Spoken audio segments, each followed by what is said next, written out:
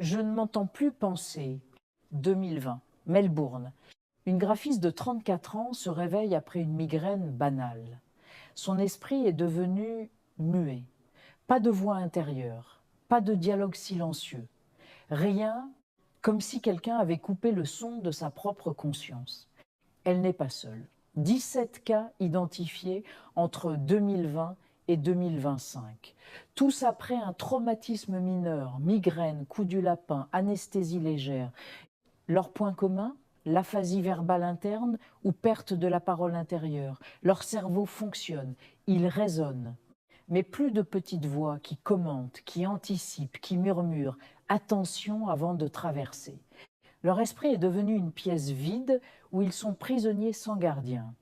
Les neurologues découvrent l'horreur silencieuse. Sans voix intérieure, on perd l'empathie cognitive.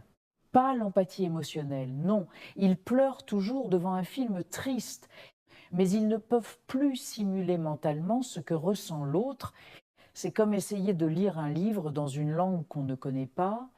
Pire encore, ils ne ressentent plus le moi, pas d'ego, pas de narrateur interne qui raconte leur propre histoire. Ils agissent, ils existent, mais il n'y a plus personne à l'intérieur pour dire « je suis là ». Imaginez un ordinateur qui fonctionne parfaitement, mais sans utilisateur. C'est le vide absolu, l'absence de soi. En 2025, une étude secrète de l'Institut Max Planck révèle une vérité encore plus troublante. 0,7% de la population pourrait développer une forme atténuée de ce phénomène après un stress extrême. Sur les réseaux sociaux, notamment sur TikTok, des milliers de jeunes commencent à décrire une sensation étrange, le silence qui grandit dans ma tête.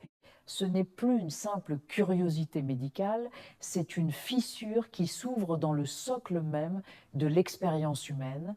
Que reste-t-il de nous quand la voix qui dit « je » disparaît?